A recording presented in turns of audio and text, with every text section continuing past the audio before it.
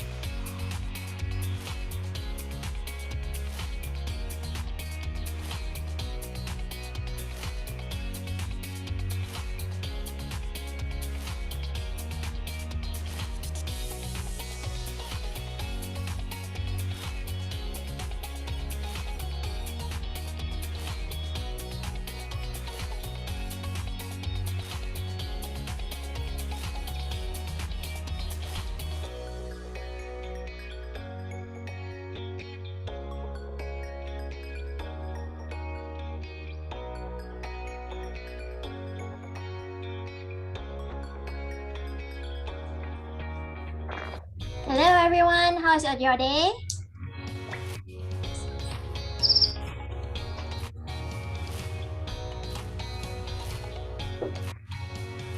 I hope everyone is very excited tonight. We will start the sessions at 8 sharp, so we'll let other students to log in first, all right? Thank you.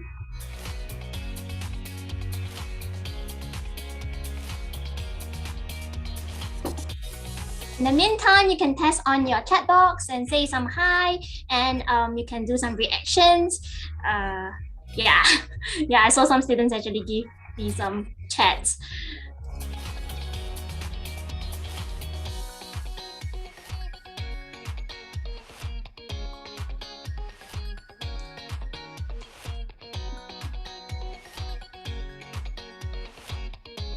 Hi.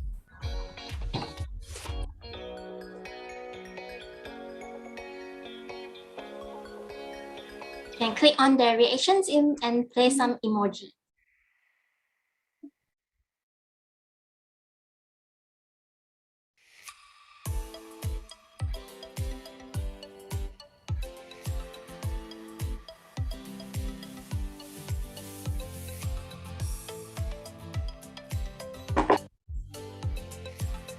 Hi, my name is Peggy. I'm your host tonight.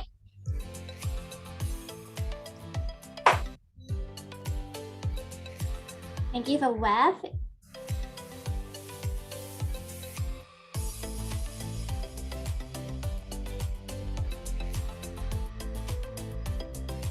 You can show your screens by turn on your cameras so we can have a better interactions throughout the sessions.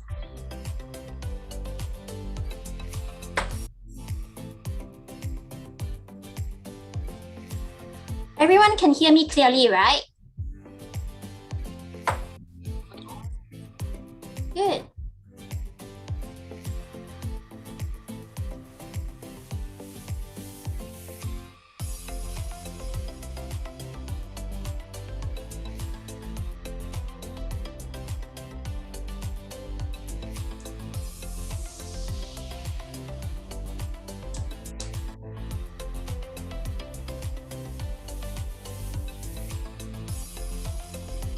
There are some more people are emitting, so allow me a few minutes time.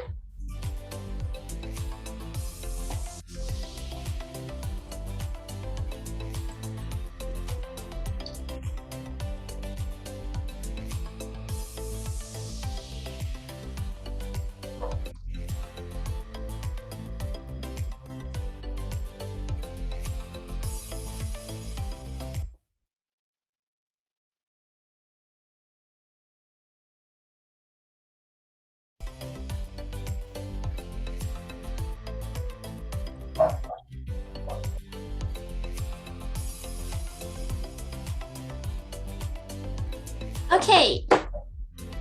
Thank you everyone for coming and being on time. So I hope everyone have actually enjoyed a great lunch.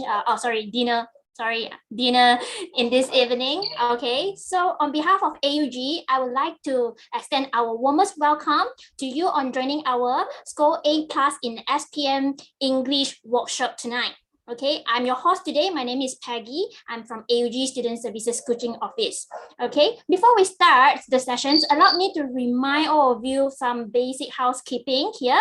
First, please kindly remain your name as exactly the name that you have registered for the event, for the workshop tonight, so we can easily identify you and help you accordingly. So you may rename as the format below, your school name followed with your name. Second, the workshop will be recorded, so don't worry if you miss anything.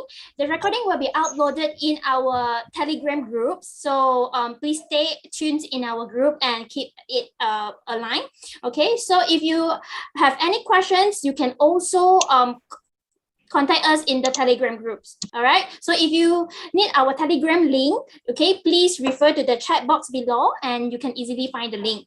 The third is, please remember to mute yourself throughout the session, so Madam Evelyn can have better sessions for you for the night. Okay, so for your kind information and thank you for the wait. Okay, this workshop is organized with a close collaborations between AUG Student Services and Swinburne University of Technology, Sarawak. Okay, so let's welcome our Swinburne University team, Miss Linda and Miss Audrey. We can share some love, okay, to give them some big welcome. Okay, and I will pass the floor to Miss Audrey to start the sessions. Thank you. Thank you so much, Peggy, and thank you to AUG Student Services for coordinating tonight's session. And a very good evening to all students, and if there's parents and teachers in this session as well. And welcome to the SPM English Examination Workshop. My name is Audrey and I am the Education Counselor here in Swinburne. And I believe that everyone is very excited to begin the session. But just before we do that, I would like to share some key information about Swinburne University to everyone. I believe that all of our students here tonight are SPM candidate. So while you are preparing for your SPM, you are also probably already thinking about what's next after SPM, right? On what type of program can you do, or which university should you go to? So without further delay, I'd like to share some information about Swinburne, why Swinburne University has been the choices of many students, and why it should be part of the university for you to consider when you are making your further studies decision, right? So I'm going to share my screen. All right, I believe that everyone can see my screen. Yeah. So I'm sure that some of you are already aware that Swinburne University of Technology is an international branch campus university of Swinburne, Australia, which was established in the year 1908 in Melbourne by the Honourable George Swinburne, who was an engineer in Australia back then. We started off as a Eastern Suburb Technical College, but we evolved ever since and we gained our university status in the year 1992. So, well, technically we are quite a young university, right? Our Sarawak campus was established in the year 2000, and it was established through the smart partnership between the Sarawak state government as well as Swinburne, Australia. So due to the pandemic, we celebrated our very humble 20th year anniversary in Sarawak, and everything was done online back then. Last year. All right. So for those of you who has not been to Kuching, Kuching is the capital state of Sarawak. And for students who are outside from Kuching, in Kuching, you will experience a very diversified culture. You will experience a very friendly community. And most importantly, you experience a safer community in Kuching, Sarawak. All right. Meanwhile, Melbourne is recognized as one of the most livable cities in the world. Therefore, our students will get to enjoy the best of both worlds. So Swinburne is among one of the world-ranked universities that specialize in science, technology, and innovation. And one of our main key focus here in Swinburne is in producing future-ready graduates.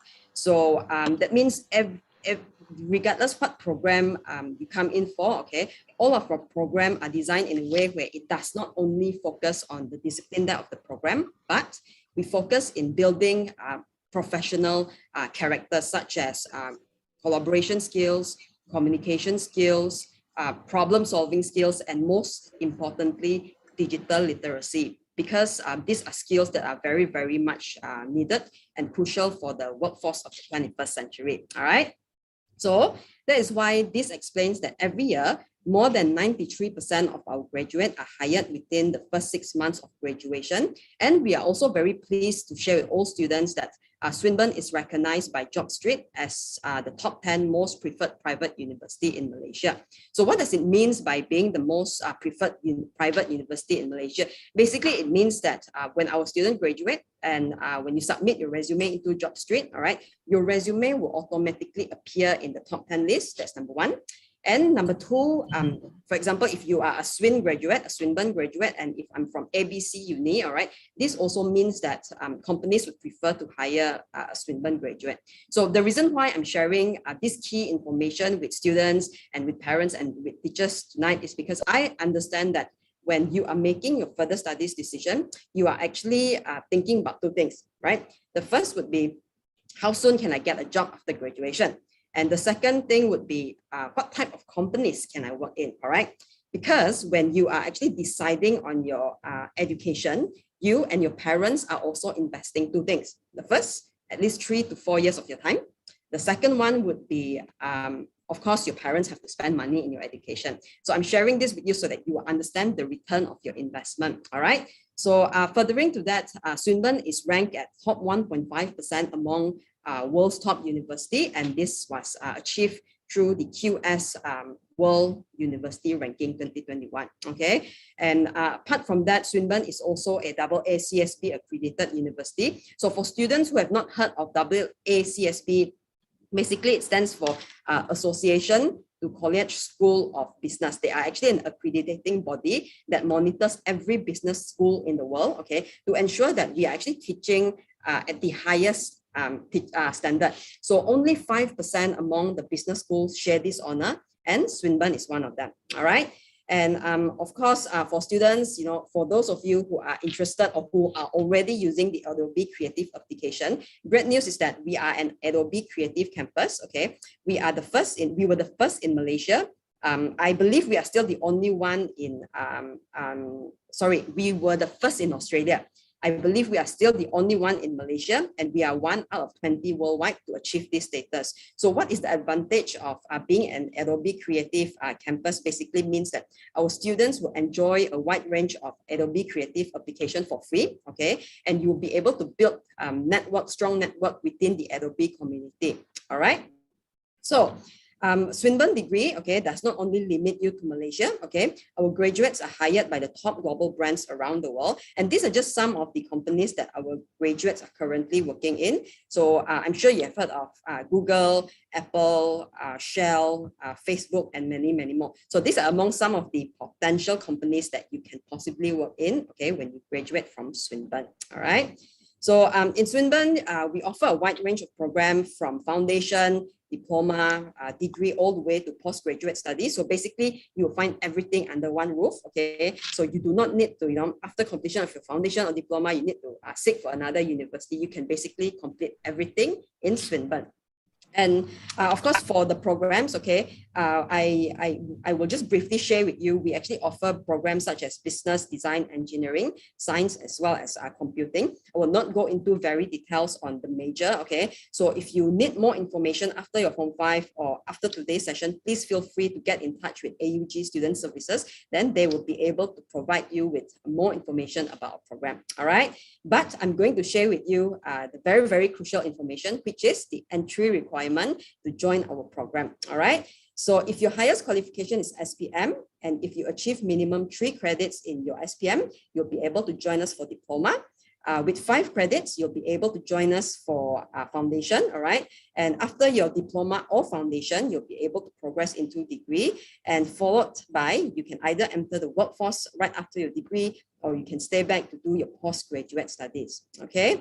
And another crucial information that I get a lot from students would be, what type of scholarships can I get? In Swinburne, the great news is everyone will definitely get something. You will get some sort of scholarship or bursary, okay? So we offer scholarships from academic related scholarship to sports related scholarship, or even if you have brother and sister in Swinburne, okay, then you will still be able to get sibling scholarship. But for students who, let's say if you did not achieve the academic requirement, which is minimum 3 A's to get the academic scholarship, no worries. As long as you meet the minimum entry requirement to join Swinburne's program, you will definitely get a bursary, okay? So for more information and detailed information about our scholarship, again, feel free to get in touch with AUG's officers. They will be more than happy to provide you with more information on this, all right?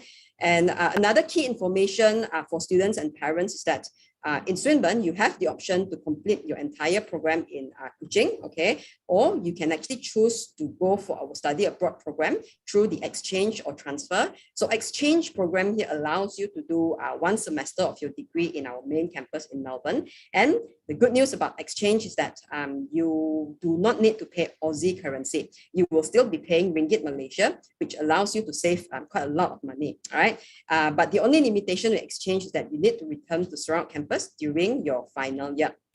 On the other hand, if you are looking for something that's much more flexible, if you want a longer duration in Australia, okay, you can always opt for transfer, okay? But through transfer, your fees will be in Aussie dollar, okay? But anyway, even if you complete your entire degree in Sarawak campus, you will still get a degree from Swinburne, Australia, all right?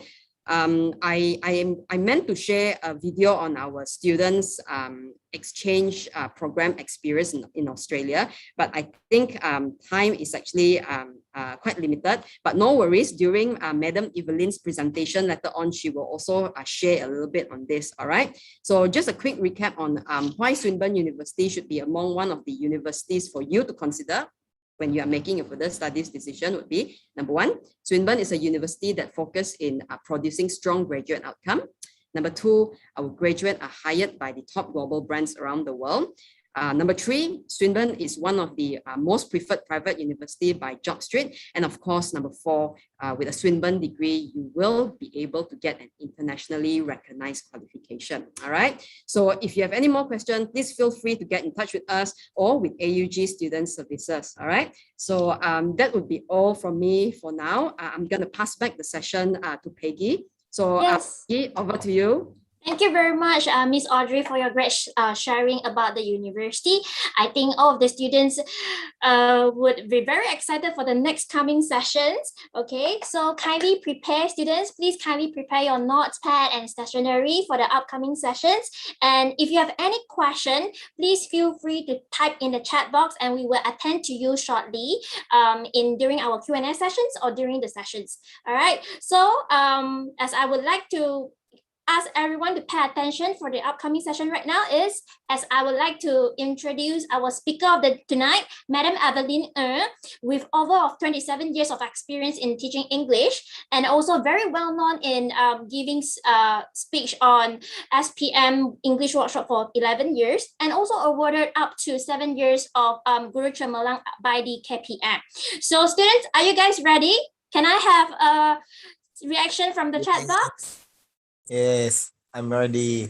Thank you. Okay, so let us give a virtual claps, okay, to welcome our speaker, Madam Evelyn. Madam Evelyn, the floor is yours. Thank you. Okay, thank you, Peggy. Welcome.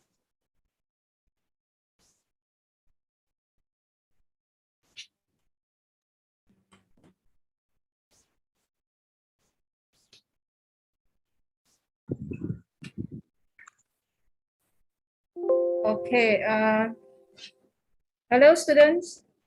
How are you all tonight? Good. Thank you for all your participation. I know you are very, very busy with all the online work and all these things, but then your sacrifice to hear me out tonight will actually be beneficial in such a way that you get a bit of, I would call it like a revision, a revision to prepare you so that you will know like how you can score for your SPM English paper. All right, let me give you an overview of what I'm going to do. So I'm going to start with listening. Basically, we will have two video recording. For this listening, you can try to answer the questions and then later we'll share the answers with you. But before that, you must try your best so that you know where you stand, all right? Then after that, for reading, I'm just going to share a bit of just a few questions on the objectives, to get you into the question for reading part. And then moving on to speaking, I will also share with you like what are the tips, what you should do, even though it's like a 13 minutes test, but then it is also a weightage of 25%, which is actually very, very easy to get the marks compared to, for example, like writing. Sometimes writing, you really have to work so hard to just get the 25. But for speaking, if you are really into it, you will have no problem. Same with listening also. So your listening skill, you can actually pick up from, for example, like listening to audio kind of news and all that. It will help you a lot, right? Then after that, I'll move on to writing. Writing is the last part and it is the most tedious. Actually, there are a lot to cover, a lot actually.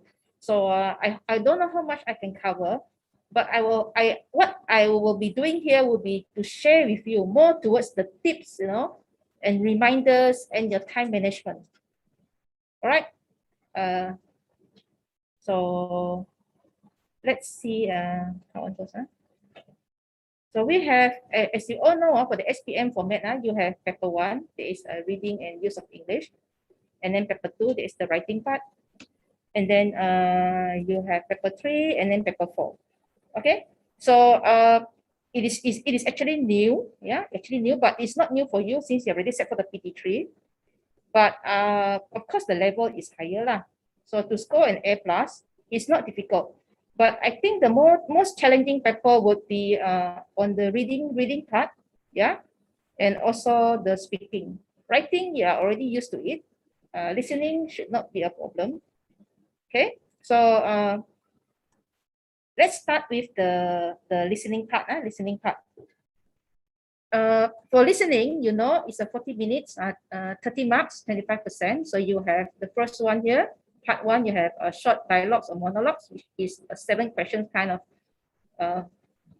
paper section here. And then for part 2, you have longer narrative, 8 questions. Part 3, you have short monologues, 5 questions. And then part 4, 10 questions.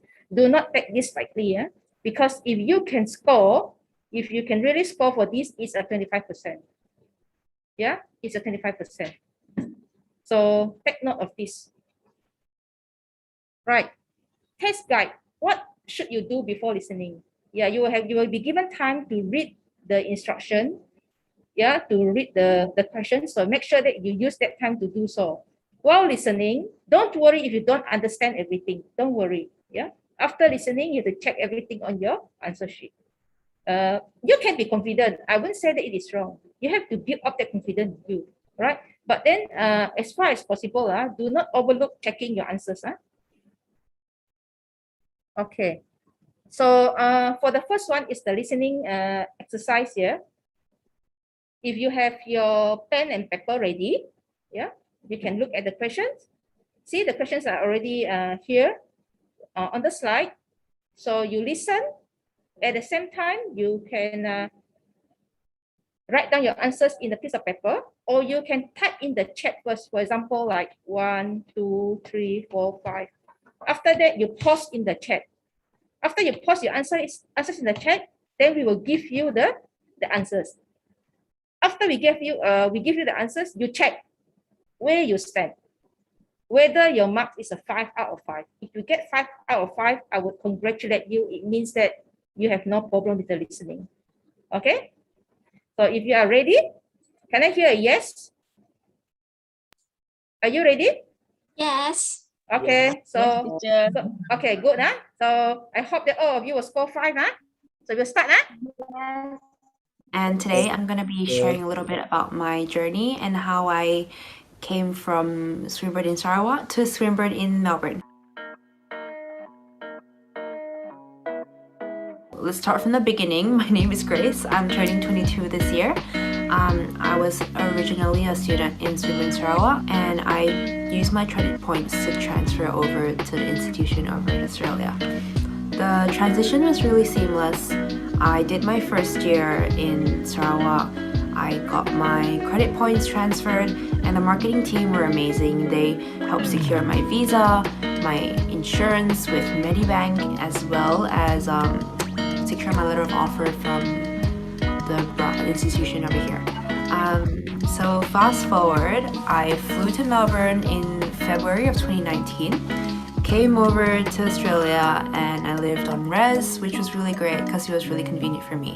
And as much as it was really scary to kind of come into a place where you've never been before, I've been to Perth in Western Australia, but never to Melbourne. So that was like a huge culture shock for me. It was just so amazing to see how different things are here, how the people are, and you really do need to learn how to adapt quickly as well. My day-to-day life kind of consists of me either waking up going to work or going to classes. Since I am in my 4th year currently, I am doing only 2 units per semester, which are the capstone units. They're a bit heavy, but they're only, I've only got 2 days of classes a week. So that actually gives me a lot of time to work part-time. I am currently a barista at a cupcake shop called Cupcake Central here in Melbourne. It's funny to think as a teenager, at around 15 or 16, while I was deciding to kind of, where I wanted to go for university and what I wanted to do, I told my mom and dad, I said, hey, I really want to go to Australia. I want to be a barista and study full-time and work part-time. And that's what I ended up doing, and I think that younger me would be pretty proud of myself today.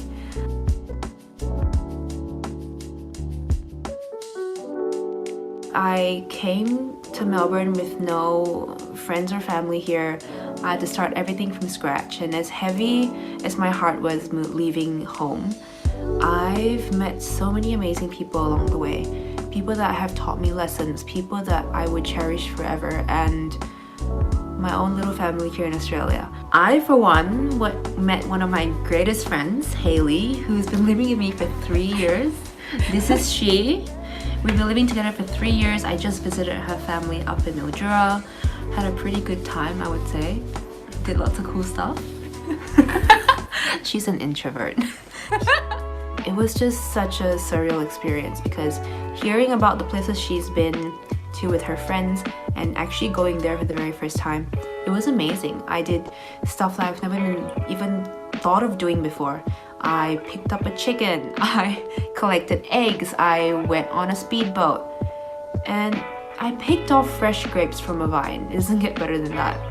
So I honestly think that this experience is something I would never trade again for the world. And if you have doubts about coming to Australia, what's stopping you? Because I've had an amazing time, and in my 3rd year here, I can safely say that Australia can be a second home to me, and I just love it here. It's amazing. After coming to Australia, I've been to so many great places. I went to Mount Buller Ski Resort, saw the cute huskies over there. I went to Torquay where I saw surfers at the lookout point. I've been to Mildura where my housemate's from. I visited the Queen Victoria Market, Camberwell Sunday Market, and you get lots of opportunities like this to go visit Australia and see what Melbourne has to offer. Okay, so now you can type your answer in the chat, post it, and we will see your score.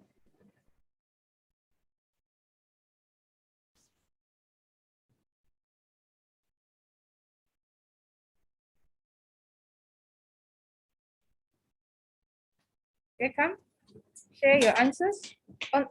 You share your answers first, then later we will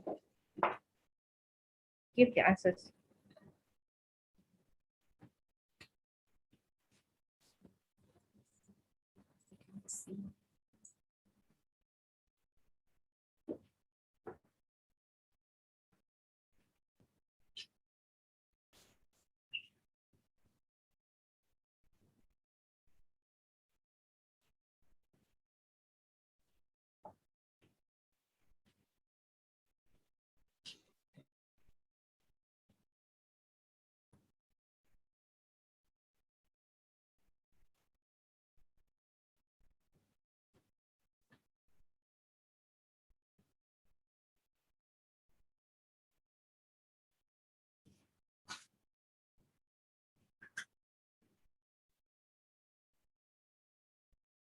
Okay, it's a good thing that most of you got the correct answers. Congratulations.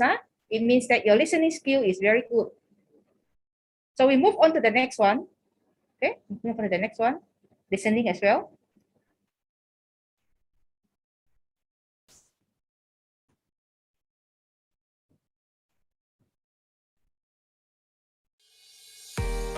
Welcome to Swinburne Sarawak Campus Tour.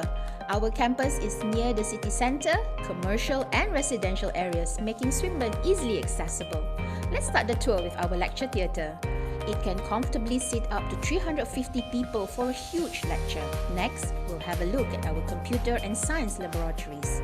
As the University of Technology, Swinburne has state-of-the-art computer laboratories helping students gain skills needed for the future career. Our science laboratories are well equipped for students to conduct their experiment in a safe and controlled environment. Not only that, our campus has 46 engineering and research laboratories. Students can explore their research while preparing for the future career in Industrial Revolution 4.0. The library is your one-stop solution to all your studies need. They have resources, facilities, and services meant to ease your learning at Swinburne.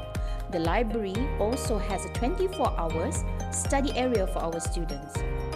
Our campus has two 24 hours computer laboratories that are fully equipped and safe for use after office hours.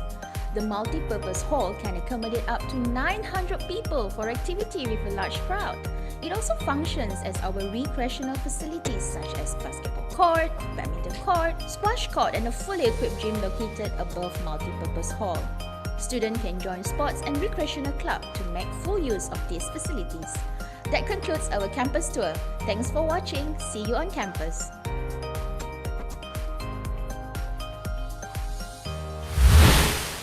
Okay, now you post your answer in the chat, question 1 to 5. We will see your score.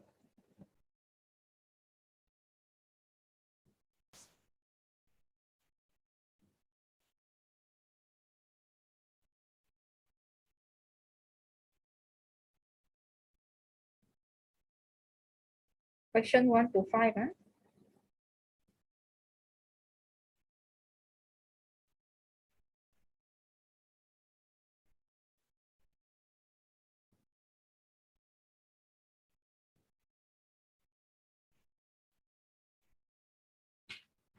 Okay, for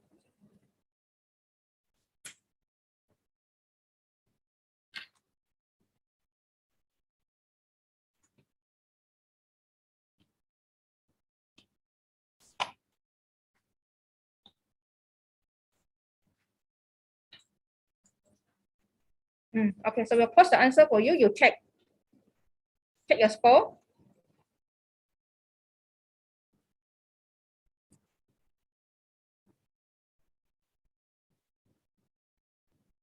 So what is your score? Did you get 5? Can I have responses, please? So for the overall just now, the 2 listening tests, perhaps you can just let us know your score. Like the add-on, out of 10, what is your score? Wow, good. 8 or 10. Congratulations if you get 10. Yeah, good job. Well done. Those who, if you get 8, it's okay, right? Because in the exam, listening will be played twice. So don't worry. Yeah, don't worry. Not 10. So if you have 10 for listening, it means that you are actually ready for the exam. Yeah. Okay, we move on to reading now. Okay, we move on to reading and use of English. This one also I want to test.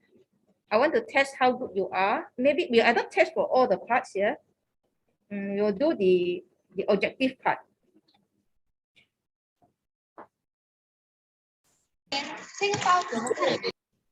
All right. Teacher. So you can see from here, paper 1, there is reading and use of English is also 25%. I have to now- leave first, teacher. Huh?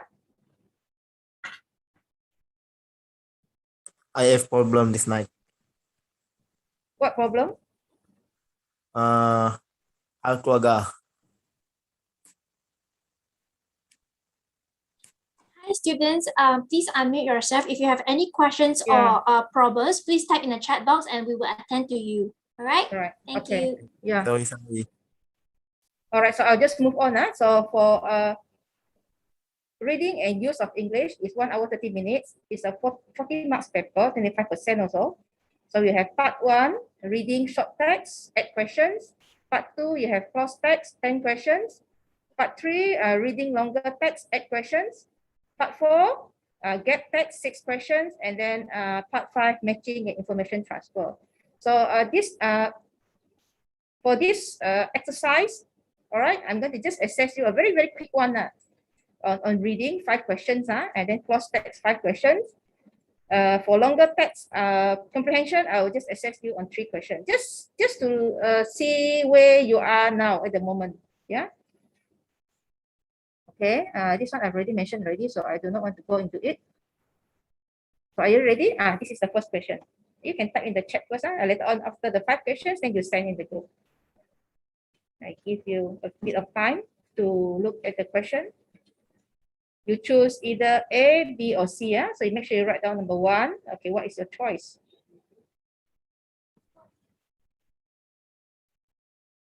Okay, I move on to number 2.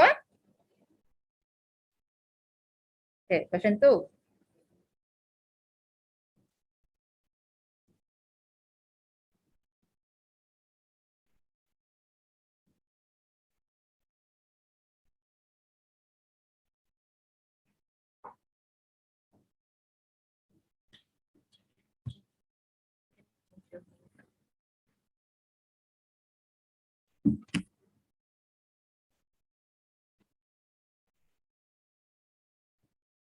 Okay, we move on to question 3.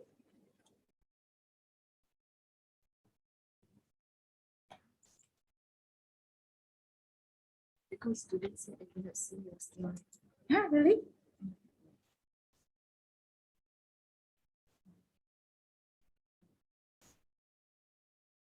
Okay, cannot see my slide, sorry. Stop sharing.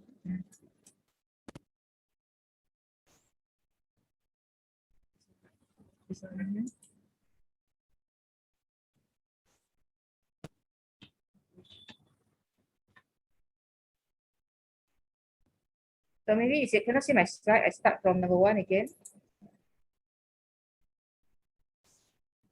Oh, this is number 3. Right? Okay. Can see already? Madam Evelyn, your slide is a bit blur. Oh, yeah. Yeah. Would you mind to read out for the students so they can I think it's okay. Never mind. If it's a bit blur, then we can just skip this one. Okay, we can just skip this first part of it. I just move on because if reading, it will take a lot of time. It's okay.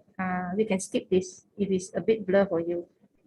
Oh, how about question number 5? Is it clear?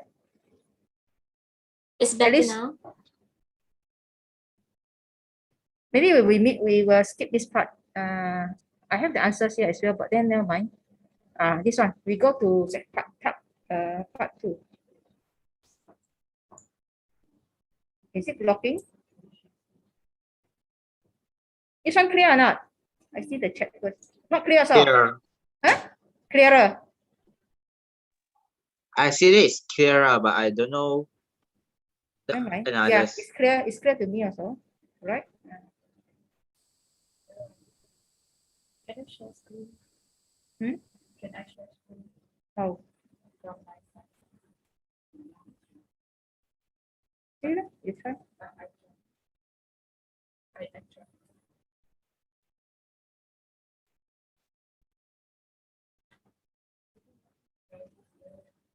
I don't know. Mine is clear. Oh.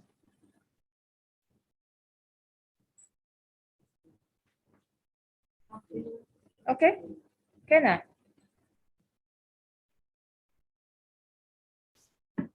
Done already? Okay, maybe if you have finished, then you can try and post your answer. What do you have?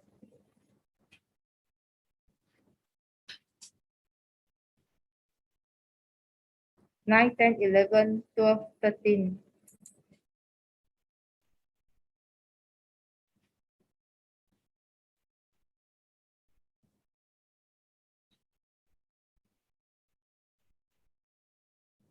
Maybe we just do on this one. See your score.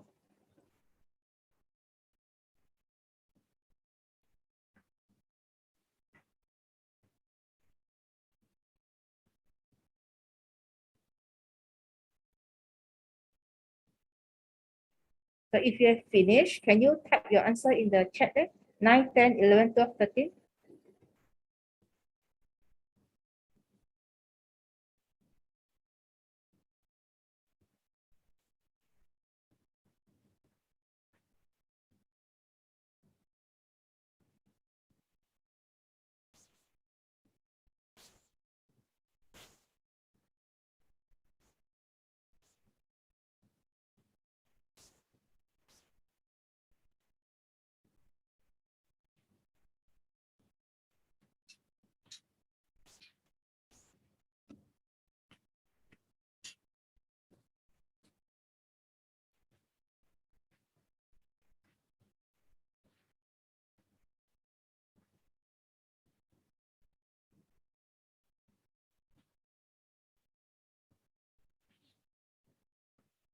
Lackluster here means uninspiring.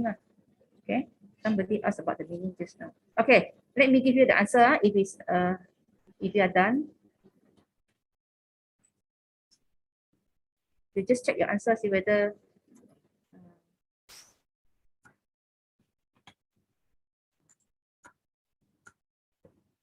okay. Did you get this?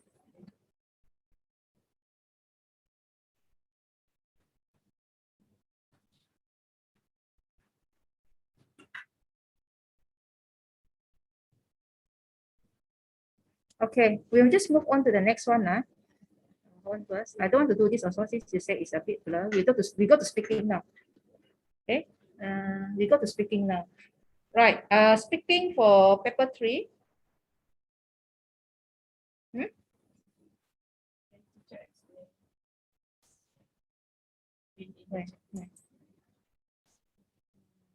I already explained this now. Okay.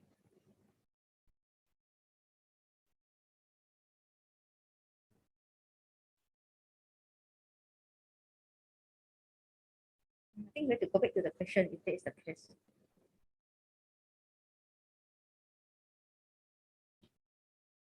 No question and press in the first question.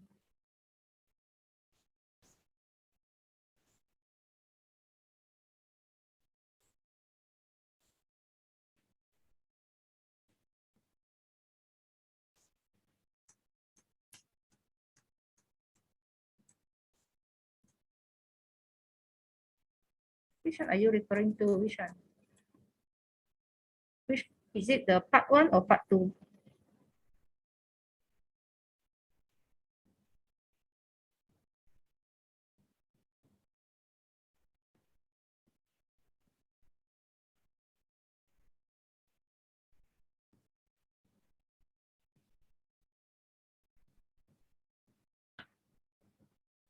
Okay, this location is more to like a map, you know. Okay, a place here, it means the venue, where it is. Any more?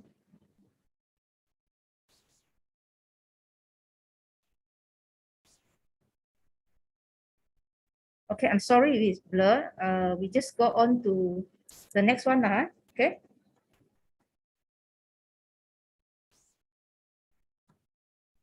Just go on to speaking now. This one is blur. Okay.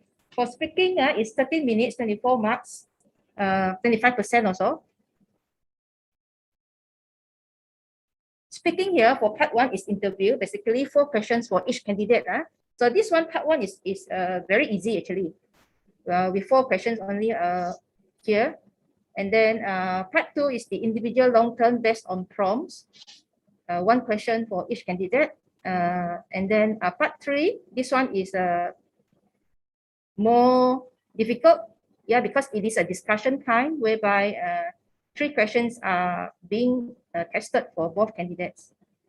So we can see from part 1 here is the interview, 3 to 4 minutes. So we have factual information, talking about present circumstances, opinions, giving reasons, yeah, talking about future plans, talking about past experience. Whereas for part 2, you have individual long-term tasks, which is 3 to 4 minutes. So we have giving information on non-personal kind, talking about past, present, future experience, explaining and giving reason, expressing, justifying opinions, describing people, places, and situations, naming personal characteristics, objects, and activities, paraphrasing words, ideas if necessary. So which means that if you look at interview, part 1, basically it's about all this. For part 2, it will be on this kind of topic. Yeah.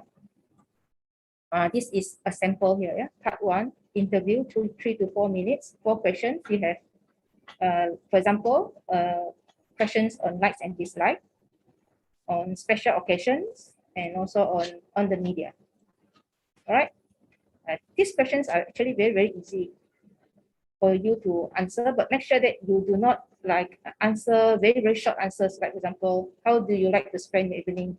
Then you say, playing computer games. You know, this kind of short answers is not good enough. You have to elaborate a little bit more on what you are speaking. Okay, same goes with the others as well. For part 2, the individual long-term one is 3 to 4 minutes. So you have 20 seconds to prepare once the booklet is open in front of you. So for example, this is one example.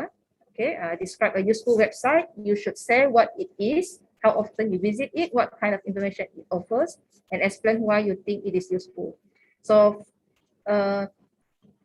next one, for example, your partner will get one of these. Yeah, describe an interesting talk or speech that you heard recently. You should say where you heard it, who the speaker was, what the talk or speech was about, and why you think it was interesting. Right? And then each candidate to talk about a given topic. For example, this one. Okay, you have to talk about it for 1 minute. And then answer a question briefly about the partner's topic. So when your partner is presenting, you have to pay attention. Pay attention so that when the interlocutor asks you a question, you will be able to answer. Okay, part 3. Part 3 is a discussion task, 4 to 5 minutes, a mind map. So it will be more towards us explaining and giving reasons, exchanging information and opinions about likes, dislikes, preferences, experience, and habits. This is quite difficult. Expressing and justifying opinions, negotiating agreement, making and responding to suggestions, discussing alternatives.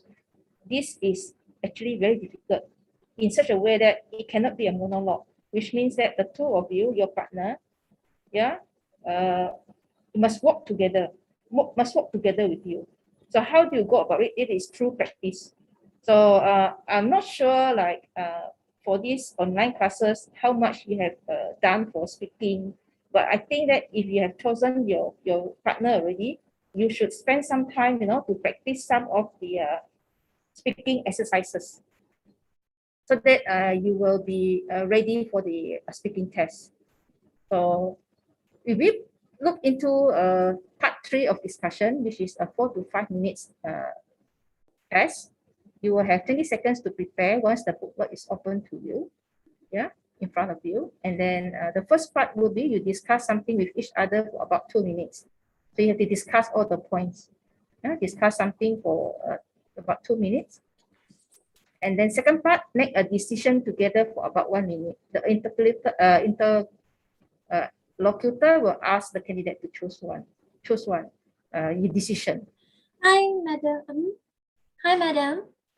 Yes. Yes, I would like to inform everyone that I think the students will need some times for the toilet break. So we will start our mini toilet break starting from now, and we will be back by 9 p.m. Is that all right? So students, the mini break will start right now, and we will be back at 9 p.m. sharp.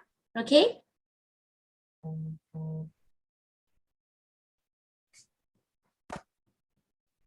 Yeah, the madam will actually continue the sessions in a short while later.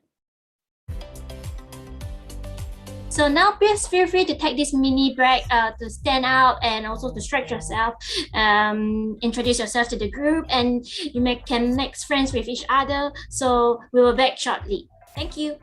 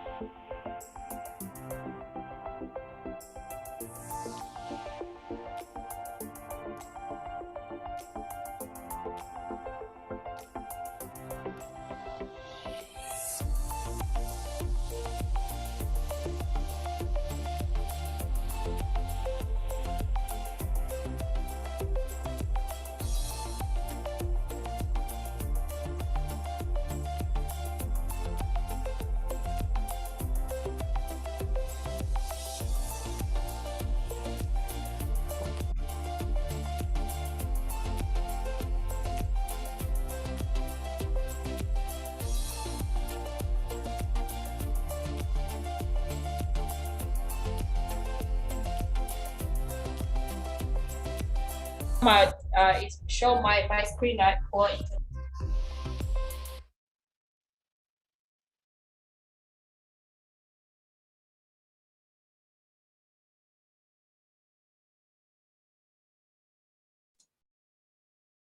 Hello, students. Have you guys have enough break? Do you guys follow any Insta? You can actually follow our Instagram.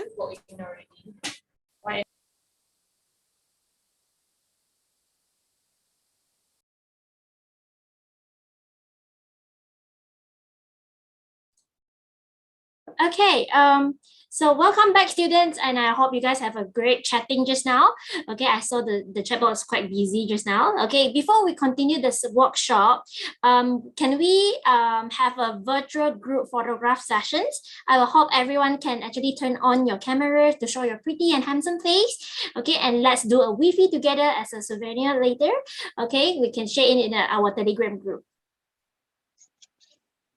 Can I have everyone to turn on your camera? And we have our colleague Vivian. We'll have her to help us to take the photo.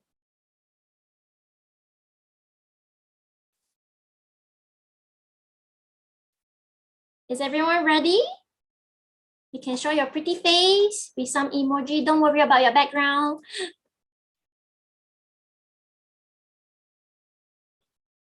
Yeah, you can say hi, peace. Vivian, are you ready to take the pictures?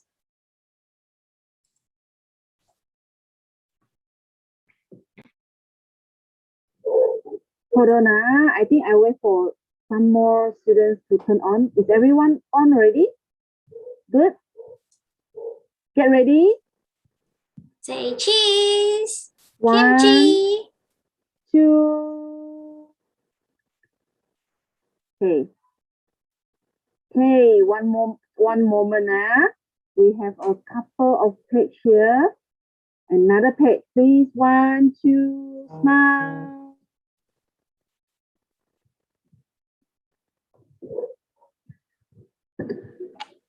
Hold on, hold on, everyone.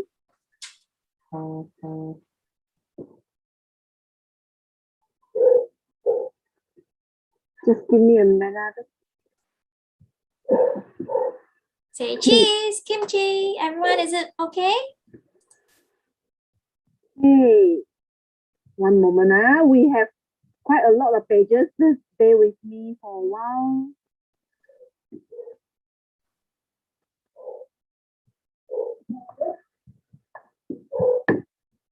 You can use different cute filters behind, or you can share your emoji. 1, 2. Hold on, sorry, it will take a while because there's a lot of pages here.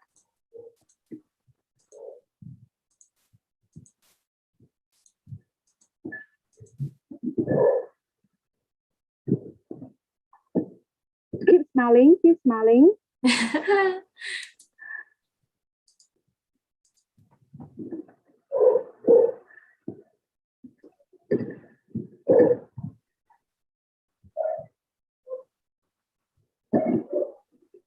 Hold on,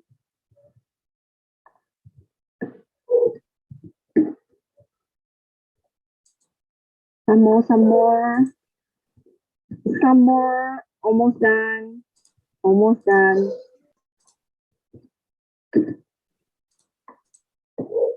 Say cheese, keep saying cheese.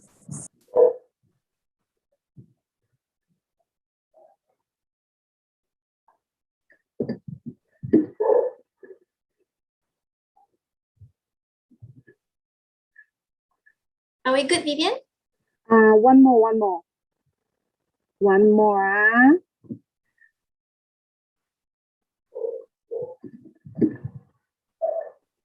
I'm also getting nervous. Hold on. One last picture. No worries. Please hold your smile, everyone.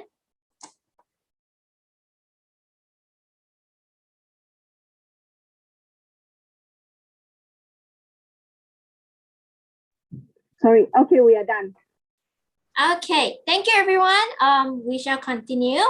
Okay, thank you Vivian, and thank you for all of your cooperation to open up your screen, I mean your camera. Okay, I believe a lot of students actually ask about who are we and who are AUG and what do we do. So allow me to have some times to introduce you about who is AUG about and what are we doing. Okay, give me a second. Let me open up my screen. Okay, so we are called as AUG, and in a nutshell, we are actually an education placement center that gives students a one-stop student services center that give free education services to parents, and we help students to communicate with universities and also parents in giving proper advice on what to study and which university is the best option. So we are actually established in 1995, and we have around 25 offices across 7 countries in the world. So in Malaysia, we have 11 offices, and including Malaysia, which is where I'm located in Kuching. Okay, beside that, we also have offices in Australia, Indonesia, Hong Kong, China, Philippines, and Singapore. Okay. So what do? Actually, we provide students advice in choosing the ideal university or the right university by submitting applications to the university, attending their offer letters, accepting their offers in for local university or also overseas university. So we also give visa application. We also help students in doing visa application and provide scholarship advice. So for those who are going overseas, don't worry, we'll also give advice on travel arrangement and also pre-departure briefing. So I believe all the students can recognize all of these flags, right? So we actually represent university from these countries like UK, US, Australia, Ireland, Malaysia, Singapore, New Zealand, and Switzerland, and many more others. Okay.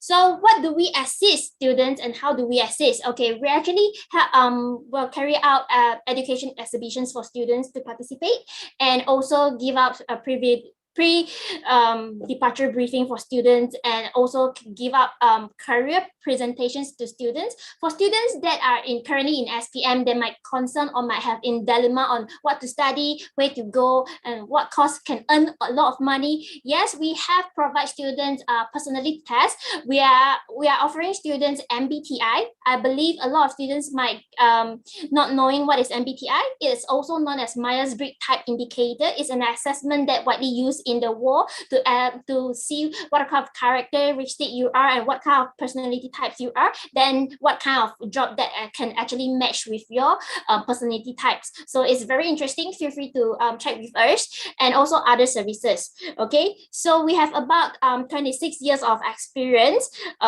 in this education industry. I believe that you are able to find the right place for your future studies. So please do contact us by follow our AUG Instagram, Facebook, and also website. And you may also find our direct contact WhatsApp number via this screen. So everyone, you can snapshot of this page and you can contact us easily. Also, you can also find the contact in our chat box later.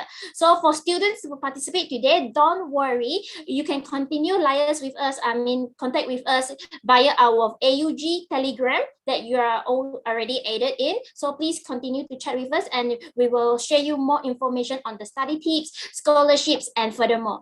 All right, so let's not wait anymore. I will pass this session back to teacher to continue her session just now. All right, teacher, please continue. Thank you. Okay, thank you, Peggy. Welcome.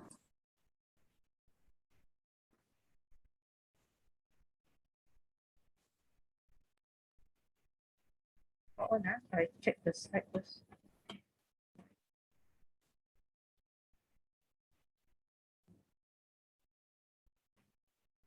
Okay, just now. Okay, we are at this slide.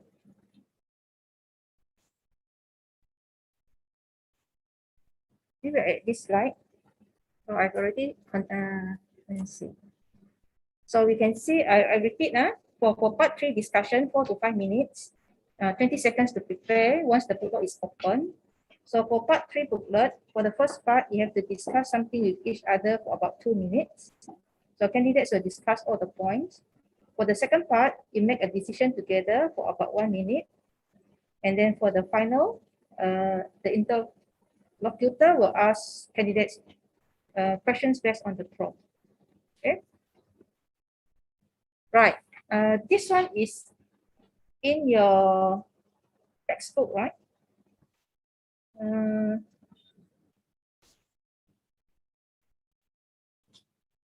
Can you see?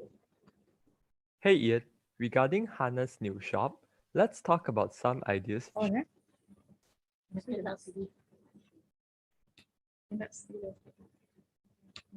On first, huh?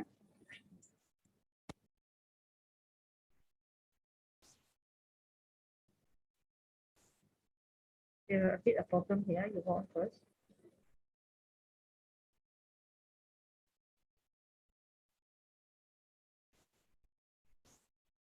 That's just like.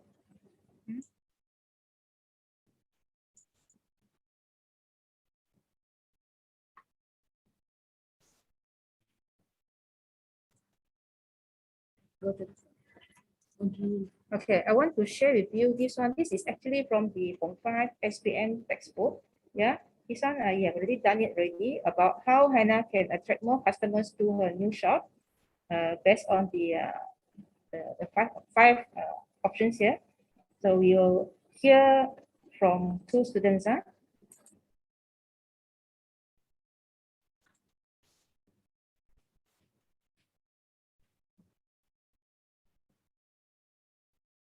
Hey Ian, regarding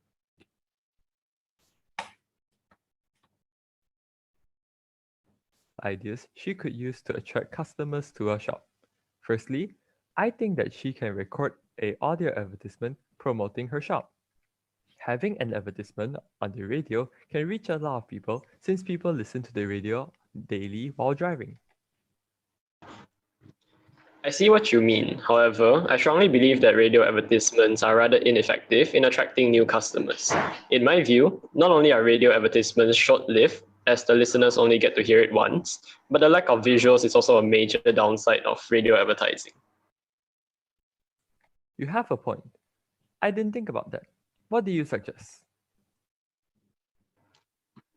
Instead of recording a radio advertisement, Hannah could put adverts in local newspapers and magazines. That way, she'll be able to place her ad in a specific section in the newspapers and magazines in order to attract people who are already interested in her products in the first place. Besides, newspaper advertising is rather affordable as well. I wouldn't say it's that effective because magazines and newspaper are a thing of the past. Nowadays, people spend most of their time on their gadgets. That's why I think she should launch her own website instead. It's very easy to create your own website nowadays, and you can completely personalize it too. She can provide all the information on her store and the products sold there at her website. Yeah, that's my opinion too. Marketing her business online would be way more beneficial. However, if Hannah were to create her own website, she might as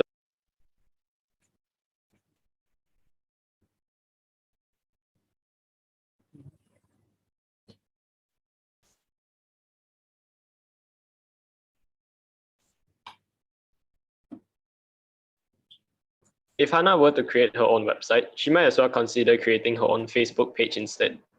From my standpoint, Hannah will be able to better advertise her shop as Facebook offers a wider coverage. Because of that, it'll be much easier to share information as well as photos regarding her shop with millions of users. It takes only one click to share. I think you're right about that. Facebook still stands above all online platforms. How about we talk about a different approach? Instead of an advertisement, how about inviting local people to a launch party? It will be a grand opening with ribbon cutting and lion dance performances to bless the store with good luck and fortune.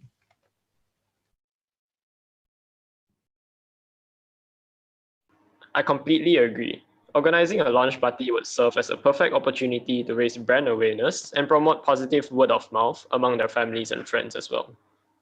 I'm glad you agree.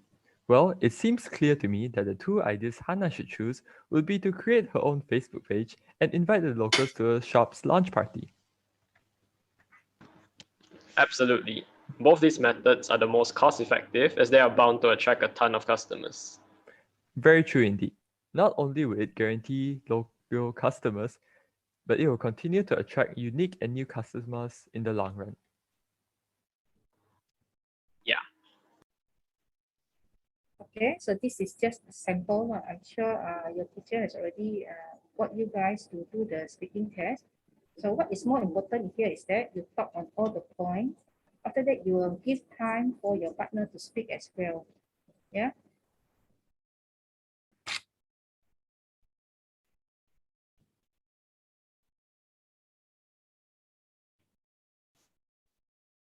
So this one is just a recap of what the first part is about for part 3. So for candidate A, you can start the conversation with, let's begin with, first of all, I would like to, and then involve your partner. What do you think? So it means that you give your partner a chance to speak already, right? Do not do a monologue. And then you see the arrow here pointing to B, candidate B. So B will have to agree or disagree with the point, and then you move on to the next. You can say I agree or disagree. Then you add on to the point, you know, and then show that you, if you, for example, if you want a turn, then you can say, can I just say, for example, all right? Then this is a two-way thing whereby candidate A and B, you have to interact with each other. So when you interact with each other, you have to agree or disagree with the partner's point, and then you move on to the next one. And then you add on your opinion. Showing if you want a turn, can I just say, sometimes your partner might speak for too long, so you can just try to show your turn by saying, can I just say, or can I add? If you, for example, like let your partner speak for too long and you are not speaking, it means that it's difficult for the interlocutor to assess you. So that is why it is very important that the two of you will have to practice. You know, don't practice at the last minute, because when you do it at the last minute, a lot of things might, you know, like crop up and all that. So it needs time for you to do that. Okay, so when you have time, try to work things out. Yeah, try the using the textbook, because I think the textbook is the best reference so far, because it is your first year sitting for the monologue. It means that you speak on your own. For example, we have seen a lot of candidates. You want to bring out a point, then you elaborate with 2 or 3 ideas on your own. Then later on, your partner goes to the second point, elaborate a few ideas of her own, and then you move on to the third point, and so forth. So there is like no two-way interaction. You are speaking on your own, your partner is giving the point of view on her own. So because of that, this speaking test for part 3 is actually not correct. All right, which means that you must involve your partner, all right, to hear your partner's opinion and all that.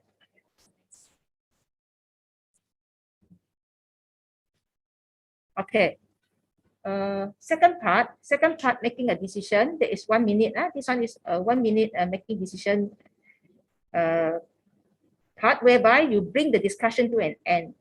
You suggest one of the 5 points given, right, involving your partner. You mean when you want to make a decision, of course you have to involve your partner, right? So the interlocutor will see how you go about it. So you have to, like, you can start with like, let's decide which one. Or personally, I would say that, you know, then what will candidate B say?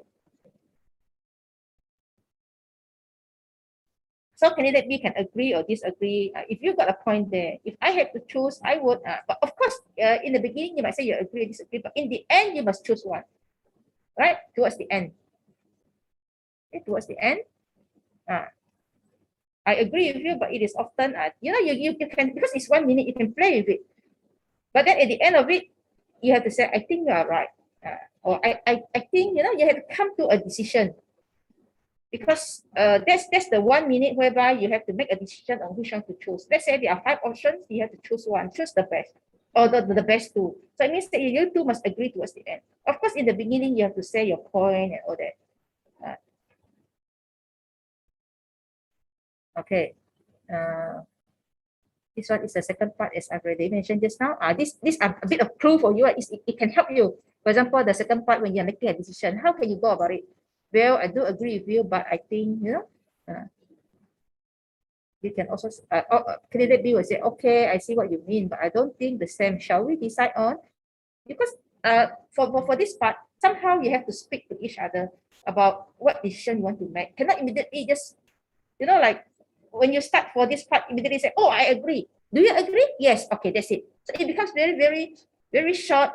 You cannot score very high marks. We want to hear your idea. We want to hear what you have in mind before you come to a decision. All right? Say, yes, sure. I also think that is the best. So do we have an agreement? So which means that before you end, you have to agree on what you want to say. Yeah. Okay. Yes, we do. Then you end it up, right? Okay. This is how you end it. You see or not? I give you time to see over. Okay. All right.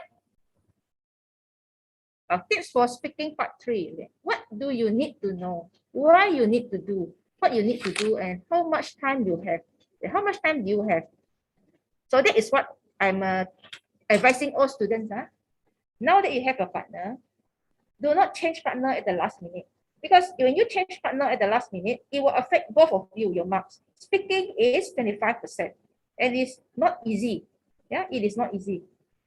So for that, I hope that now it's already August, you see. Now it's already August. How prepared are you with your partner in speaking? If you say, yeah, I'm prepared. In terms of assessment and all that, right? You should know where you stand, especially in your argument, in your opinion, and how you go about it. Because some students, for example, with your partner, sometimes your partner speak too long. You do not know how to stop him or her. By the time you want to speak, the interlocutor said, okay, time is up. So if time is up, how many marks do you expect to get? You understand what I'm saying or not? Yeah. So for these tips here, okay. First thing is be yourself lah. Don't panic. Try your best. Okay. Remember, it is only 30 minutes. So you do your best that you can. Do the very best, because just by speaking, just doing it correctly, you can earn the 25 marks easily. So both candidates have to interact. You see, you see this point, it says both candidates have to interact in order to succeed. If it is a monologue, it means one person speaking, you cannot succeed because we cannot hear. We cannot hear like what the other partner is viewing or opinion and all that. So you have to time yourself. Like the sample which I've given to you just now on the two students speaking, they give time for each other to speak, to give their opinion and how to go about it, answering and all that. So that the other partner will always have the chance to give her opinion as well. Time yourself, okay? Give time to both to succeed. Okay. They have already mentioned that clear discussion, not two monologues. Two monologues means I speak on my own, my point, my first point, you speak your second point, I speak the third point, you speak the fourth point, and then we pick one. That is wrong. Okay, it should be interaction, like the audio I shared just now, right? You have to justify your opinion as well. You cannot just mere mention it. You have to justify. You have to give your reason, and then your partner will have to say whether he or she agrees. If that opinion is or that option is not good enough, then your partner will have to come up. Mention the next one. Why is that option better? And then in your point of view, do you agree or not? If you don't, then you have to explain why. You say justify your opinion. Okay, you have to try to speak about all the options. Keep your turn short. This is also very important. Why must you keep your turn short? As I've already mentioned just now, you have to have interaction. So you must give your partner a chance to speak also, or else your partner cannot be assessed. The marks, we cannot assess the partner. The interlocutor cannot assess the partner. Okay, so you finish your statement. If you want, for example, like when you are you are speaking, you are with your partner, you can finish off the statement with a question so that you can keep the conversation flowing. For example, like, don't you agree? I believe this is a good opinion. What's your point of view on that? So with that kind of question coming in, your partner will have the chance to speak and to voice her opinion as well, right? But if you don't for example, like don't have questions and all that, then you end it there. So what do you expect your partner to say? Right, Anna? Yeah, so you have to think about that. You have to think about that. This one comes in like, like it is not memorized. You cannot memorize. It comes in naturally. So that is why you need to practice with your partner. You can do that. You can do that by revising on all the speaking exercises in the textbook. The textbook is the best reference so far for you. How to do well on the day of your speaking exam. Yeah, so there's no reason to be afraid. Of course, you will be afraid because you want the best, right? You do not know what kind of questions you'll be tested. What questions will you get? But do not worry. As long as you do not panic, yeah, you should be okay. You should be okay. Actually, I saw from tips from students, who real tips from students. My student who told me that when you are preparing to enter the exam hall, it will be good if you can speak English to your partners or those friends, like classmates who are beside you, so that you get into the mood. You get into the mood. Then when you enter the room, you immediately speak English. That is one tip, important tip that I can share with you. Okay, so you have to make a good first impression. So you have to be very positive, which means that when you enter the exam, the speaking test room, yeah, you have to give a very good impression. Give like confident, be confident, and then if you make a mistake, just correct it and move on. Yeah, do not pause, do not stop, and all these things. Little mistakes are possible, but interlocutors will not be so mean as to mark you down. No, we know, we can understand. Yeah, so don't learn answers by heart. Okay, don't memorize. It cannot help, because when you memorize answers, it becomes not natural anymore. It becomes like you are reading. You are not expressing it from the mind and all that. Okay, be confident. Yeah, be confident. You concentrate on answering the questions. Listen to the instructions and your partner. You have to listen well to what your partner is saying, so that you can interact with him or her. Okay, give yourself time to think. Sometimes when the interlocutor asks you a question or your partner asks you a question, and you might have you need some time to think about the question. You can reformulate. For example, if the interlocutor asks you, what is your greatest challenge so far? If somehow you cannot, cannot give a prompt answer to what your greatest challenge is or are, yeah, you can try to rephrase. You say, what is my greatest challenge? Let me think. So when you do like that, you're giving yourself 2 seconds, 3 seconds to actually think of what you want to say. Okay? So what, as I already mentioned just now, if you make a mistake, you just correct it and move on. Right? A little mistake like this, we will not be penalized. So don't worry. Yeah? Don't let the mood be spoiled. Just remember, you want to get the 25 marks, 25%. Yeah, it's only a 30 minutes test. Okay, now we go to paper 2. This is the last part of what we are going to do tonight. And I'm not sure how you handle this paper, how far you have gone with your teachers in for the online classes.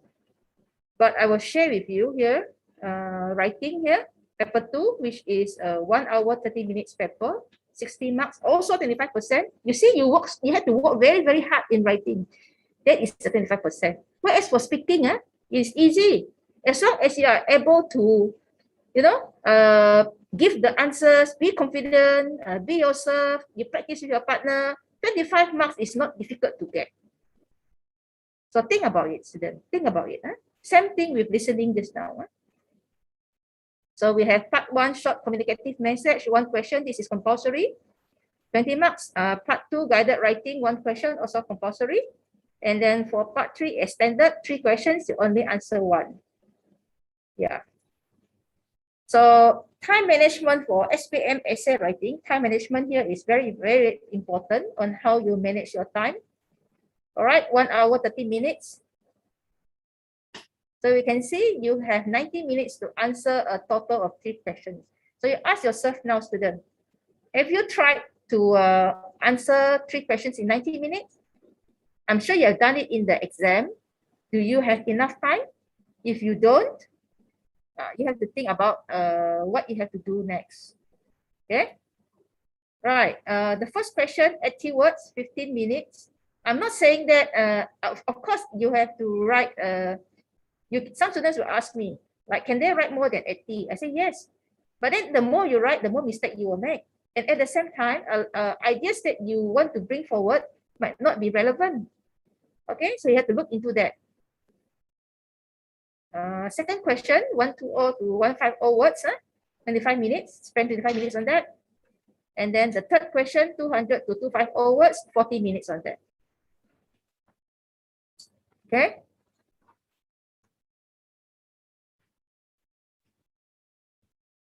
Okay, so you have to proofread. You can proofread your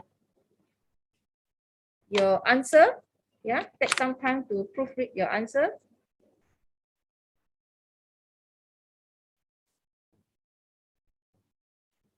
So have a look again, students. Have a look again at what you should consider. What you should consider when you are doing paper 2, because we want you to have enough time. We want you to have enough time to do it, to do all. All right. So do not overlook this matter.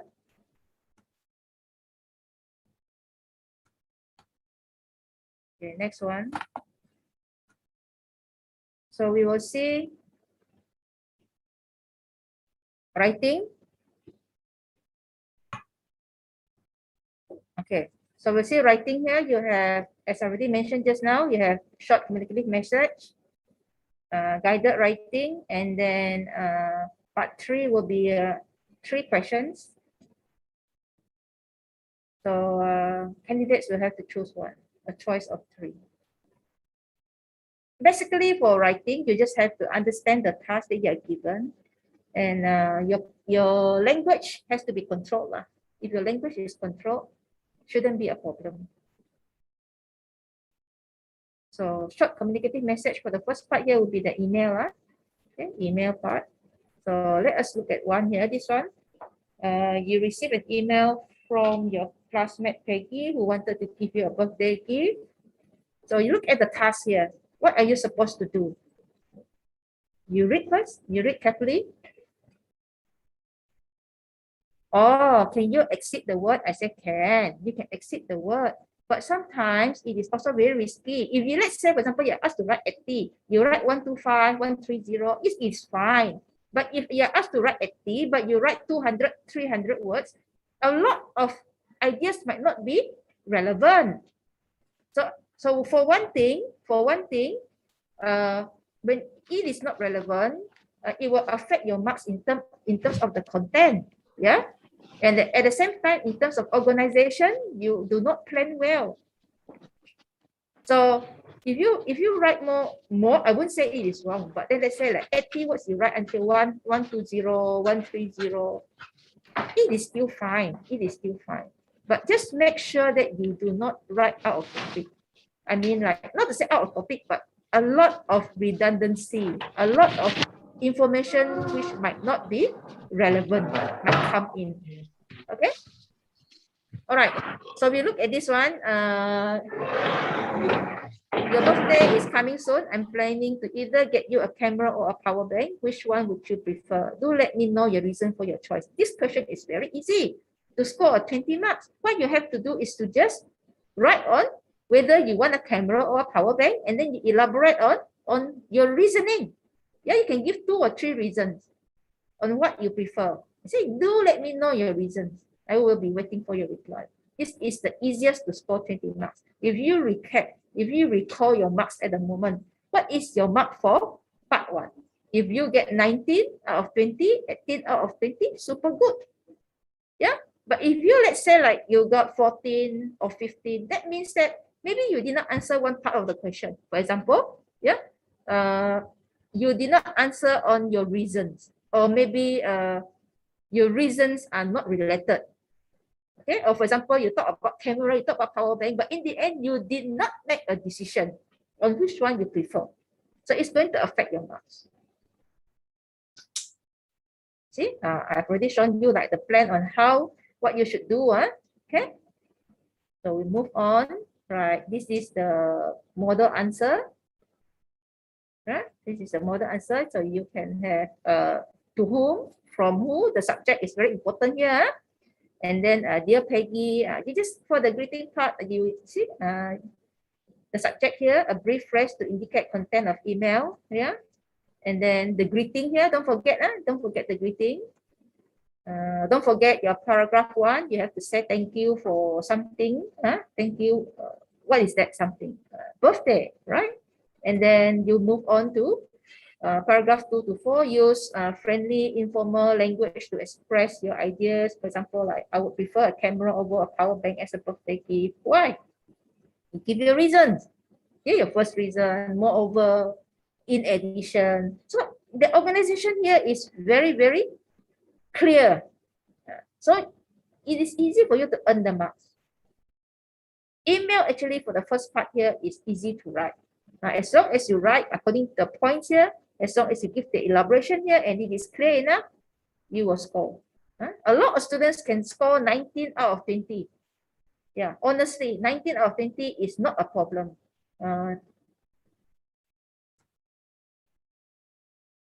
So you see, looking forward to the gift by end your letter with reference to the future and closing. Your friend, signing off, use your first name here. Okay, right. Let's say if you are given this question, how do you go about it? You receive an email from your Facebook friend, Danielle. Okay, so what are you going to do?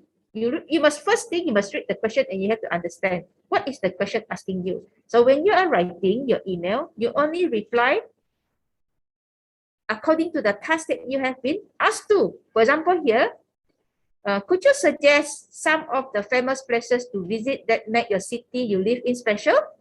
Would you consider they take a tour on a bus or bike everywhere instead? So when you are writing your email, like what you have mentioned here, can we exceed the number of words? Well, if you want to exceed 80, you want to write 100, want to write 120, you make sure that your points are related to the famous places that you want the friends to visit. And then of course you have to answer like whether they should take a tour on a bus or bike everywhere instead. Okay, but do not give too much of information. Like for example, I remember the last time when I went to Damai Beach, I was, you don't give all this nonsense. But I'm not saying that, when you are doing like this, it is already not answering the question. That is why some students tend to write too long for the email. When they write too long, they write about their own experience already. So if you look back at the question, are you asked to give your experience? You are not, right? You're only asked to suggest the famous places. And then would you consider they take a tour on a bus or bike everywhere? That's all. Okay. So for this question, you will have to use language for making suggestions. Okay. So make a plan, whom you are writing, what's the purpose, and the subject. Each time when you do your writing, you must have a plan. Okay, let me see the time. Okay, you must have a plan. So here, some phrases for making suggestions. What can you use? It's great to hear that. You must tell them to visit. Why don't they visit? They should definitely go to. Also, this is what I mean. You have this kind of phrases for suggestions because you are asked to suggest, right? How do you connect the ideas? The connecting of the ideas comes under organization, whereby you have to connect your ideas. You can use and, but, well. You want to introduce a new topic. And then even go back to the previous topic, anyway, when you add in extra information, you can say, by the way, This is how you go about it. So email is the easiest for part 1. Easy to score. Okay, for the closing paragraph, don't forget, before you sign off and say goodbye, what can you say? Let me know if they need any more information. I look forward to hearing from you again. Then the closing part, take care, see you soon, all the best, lots of love. You see, that is how you end it. Okay, so I don't want to go dwell into email too much because this is super easy, no problem for all of you, as long as you follow the task well.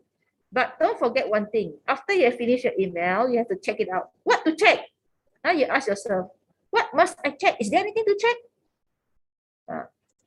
You have to check on all parts of your email. You have to check if there are 4 parts or 3 parts or 2 parts, you have to check. Make sure that you answer both parts. For the content, for example, if you answer all parts, you get a 5. But you answer 2 parts, for example, you leave 1 out, you might only get a 3 for content. So take note of that. Okay, use informal and friendly tone because this is an email, right? And then topic-based vocab, the vocab that you use based on the topic. And then make sure that you have correct spelling, grammar, and punctuation. Yeah, this one is of course mandatory lah. You already know this one when you are writing, for example, in exam papers, English exam papers. Okay, and the last one will be the layout of an email. So don't forget. Okay, next one we look at guided writing. Guided writing is also easy because it's guided. Answers are already given. The questions are already given. Task there. What you have to do. If you look at this question, your class has been discussing how they spend their money, and your teacher has asked you to write an essay about what you would spend your money on. So for this question, it says that you will have to write about what you like to buy, reasons for your choice, and where do you usually buy these things? Where do you usually buy? So when you're writing, if you want to exceed the number of words, you have to, you can, but then you have to be careful lah. I would not advise. But then if you like write 20, 30 more words, that is okay. That is fine. So you make sure that you answer the 3 parts of the question. What you like to buy, reasons for your choice, where do you usually buy these things? Okay, this is one example on this student who would buy online gaming platforms. Okay, e-wallets. Okay, this is how he does it. Okay, what you like to buy? See the first part? Yeah. When I have money, I will spend it on topping up online gaming platform e-wallets. And then reasons for your choice. What are the reasons for your choice? Okay. Where do you usually buy these things? You see, all parts have to be answered. You have to answer all these parts to get the full marks. Of course, your language has to be controlled. So if you can answer like this, you will score. Oh, sorry. Yeah, you will score.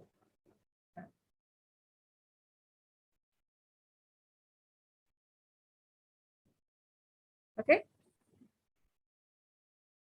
So we move on to next one. Let's okay, my ideal destination. So we can see here, what is your ideal destination? So if there is a question on a guided writing on my ideal destination, you have to somehow form a picture, right?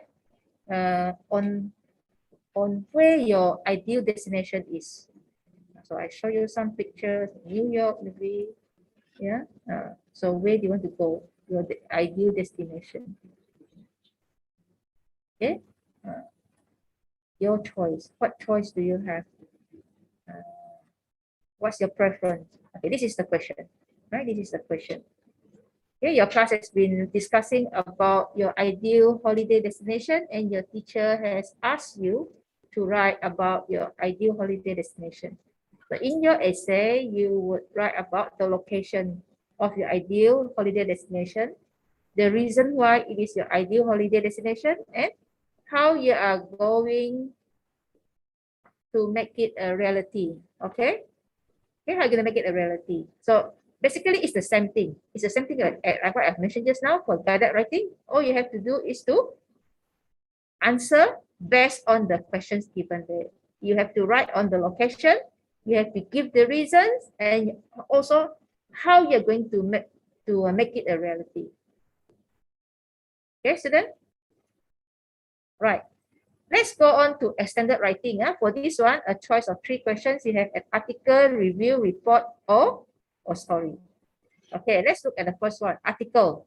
This is also taken from your textbook. Yeah, articles wanted on 21st century lifestyle. Okay, where is the one place where modern teenagers go shopping the most? Sports shops, clothes shops, electronic shops. Tell us what kind of shop. What they want to buy. Why is it important to them? So you must answer these 3 questions. Yeah, what kind of shop? What they want to buy? Why is it important to them? Oh, this is article. Okay, so that's your planning there. What you have to do, you give a title to your article. Then for paragraph 1, you introduce the topic and answer the main question in the task. Paragraph 2, you describe the kind of shop and what they want to buy. Paragraph 3, give your opinion and why it is important to them. For conclusion, you have to comment on your opinion. This is an example.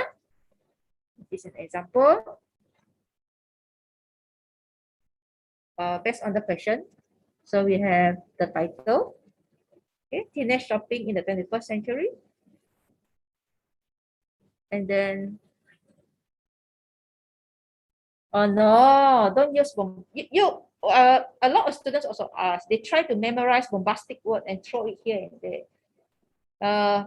Using a bombastic word doesn't help you. It doesn't mean that if you use all those bombastic words, you will get high marks.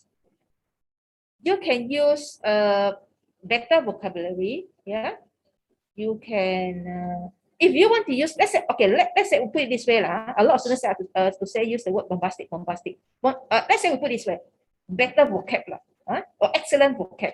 If you want to put in excellent vocab, your standard, your language must be on par with your bombastic words. That is what I can say. If, for example, your language is average and you try to throw in bombastic words, it doesn't match. You got what I mean? So it will not help you to score maximum marks because you are trying to memorize those vocab and words and all these things and just throw in, whereas your language is not on par with that. Okay. Better vocab, I would say. I wouldn't say it as bombastic words. I would say better vocabulary, better words that you have. Yeah, you can use them lah. Okay. Describe the kind of shop and what they want to buy. You see, you put it there, and then give your opinion on why it is important to them. You give your reasoning, and then conclusion, comment on your opinion. Okay, that's about all.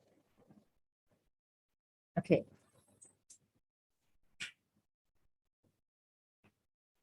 Oh, okay. So you see for article here, this one you can try on your own.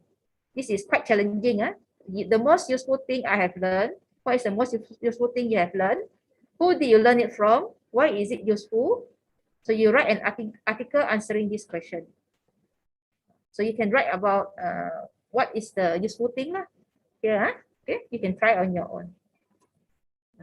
For report, you can write, for example, like this one is also in your textbook. Yeah, I just got it from the textbook to write a report for the college dean about the types of regular features and articles it could include, explain why they would be interesting for students.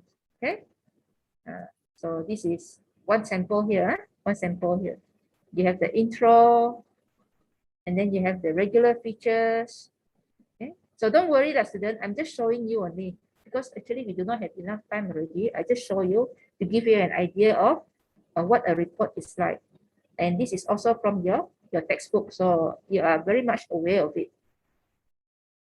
Yeah, so you have the title there, So in the intro, you say what the aim of your report is, yeah, and then the regular features there, because it wants you to describe what regular features could be included and why. That's on the articles here. Describe what types of article could be included and why. Yeah. You give your reasoning. And then for the recommendation, you make your recommendation. Which one? Don't forget, you have to make recommendations.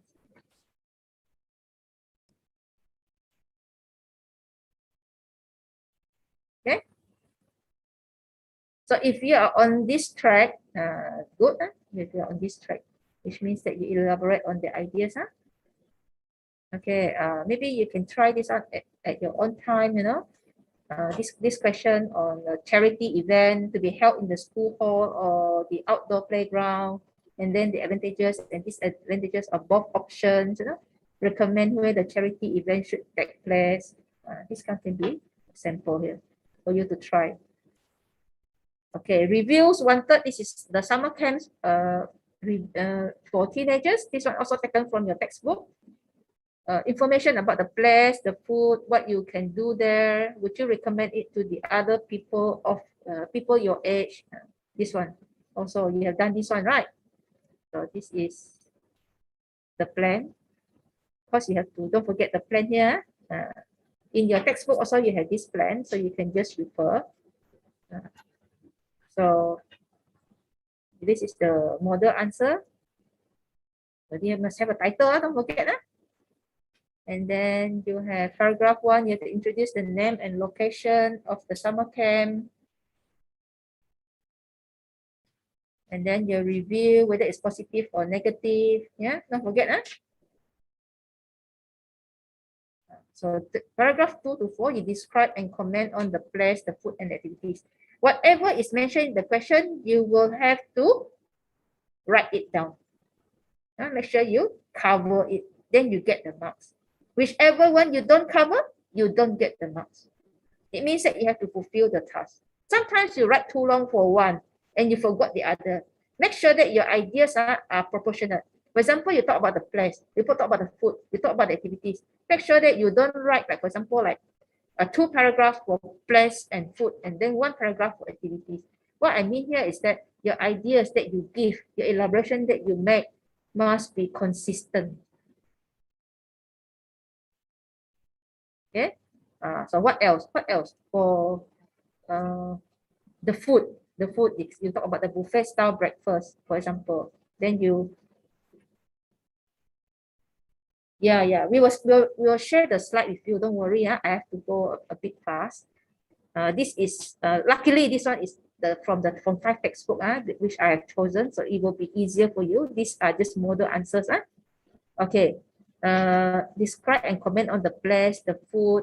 Already mentioned about the food. Now you can talk about, elaborate on it. Then you can talk about the activities. What activities were carried out? So if student ask me, teacher, can I write longer? Okay. So if you want to write longer, you can talk about, for example, like jungle trekking, sea kayaking. You can talk about. Elaborate on it. For example, dolphin watching was an unforgettable experience to me as we were able to see the dolphins up close and learn about conservation efforts to help them. Okay, to help protect this species. Good enough. Do not elaborate more, which makes it redundant.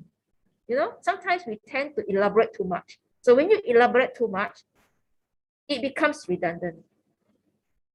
So take note of that, student. Okay. All in all, I would highly recommend. You see how it is put. Make your recommendation in paragraph 5. It's how you go about it. Okay. All right, reviews here. This is an interesting one. You recently saw this advert on an online magazine called Game Out. We want to hear about a really addictive video game and what makes it special. Okay, write a review of the game. You should explain how you play it. Okay, if I ask you this one, how you go about playing it, you might write me 2 paragraphs. But this is not necessary. You just have to summarize. Make it short. on how to play, because you have to answer what makes it different. Why is it so addictive? You don't forget that now, student. You have to plan your time correctly. Okay, this is another one. The last part here is on story. As Mark was about to throw away the old bottle, he saw that there was a piece of paper inside it. Your story must include a message or a map, a surprise. This is the easiest to write. A lot of students choose story and they could score very high marks. Yeah, and for this one, you have to plan well. How do you plan it?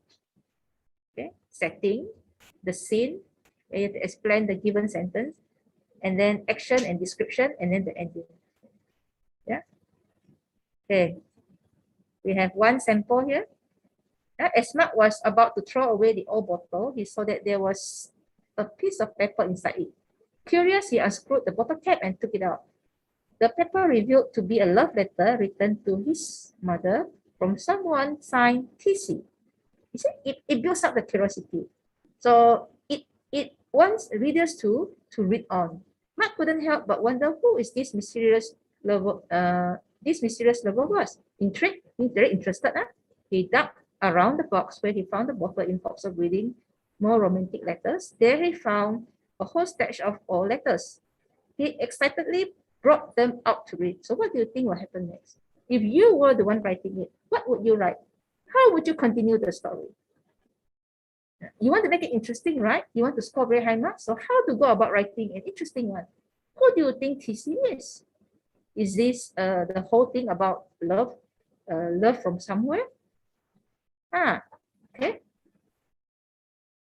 So you see, in most of the letters, TC wrote about how much they miss their lover and apologized for being too busy to write back to her. Reading the letters, Mark's heart ached as he could feel the longing TC and his mother had felt. Oh, okay, he must have really loved Mark thought to himself. So who do you think TC is? Is he in any way related to Mark?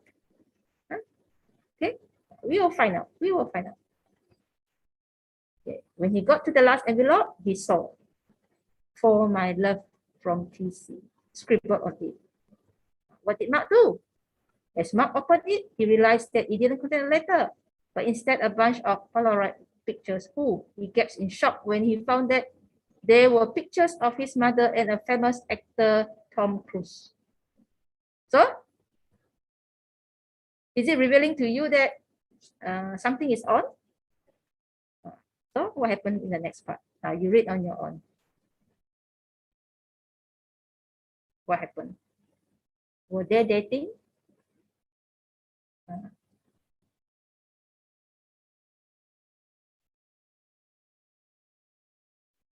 What was Mark imagining?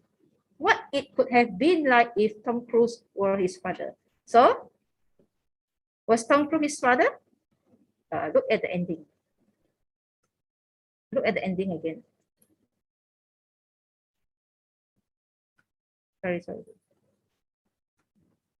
Yeah, look at the ending. Do you like the ending? So this kind of story is very, very interesting in such a way that it really attracts the interest of the readers. So when you are asked to write, you can write along a story, which is really interesting. Then your marks will be very, very high. Compared to, for example, you write one on a simple story whereby, ideas are very simple. Okay, let's say, for example, you look at the last one. This is our final one. Write a story for our magazine. Jerry read the email and decided to go shopping immediately. So your story must include a request and a present. So if you want to write this one, how do you go about it?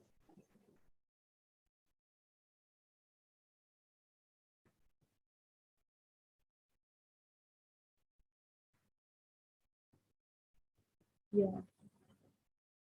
Okay, so if you have to go about it, this kind of story, a request, a present, how do you go about it? So you have to think, you have to make a story interesting. So before we end the session, Yeah, if you have questions, you can type in the chat here. I try my very best to answer. Yes, thank you, Teacher Evelyn, for sharing these useful tips to the students. I believe the students actually can get some helpful tips for them to attend to the exam in SPM. So students, now is the Q&A sessions. Please feel free to type in the chat box if you have any questions, or you can unmute yourself to ask the questions. I believe that Madam is actually very happy to answer all of your questions.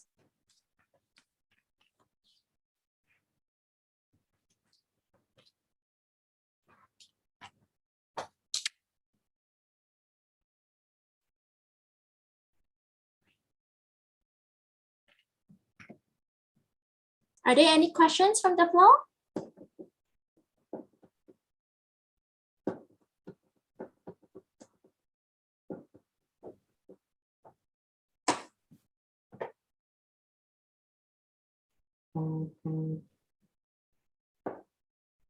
Okay, if there's no questions, before we end the sessions, we would like to take this opportunity to show our appreciations to Teacher Evelyn and University of Technology Sarawak for your kind support to this workshop.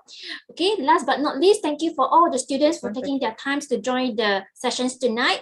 And I hope you guys will benefit from these sessions. Okay, we wish you all the best in your exam.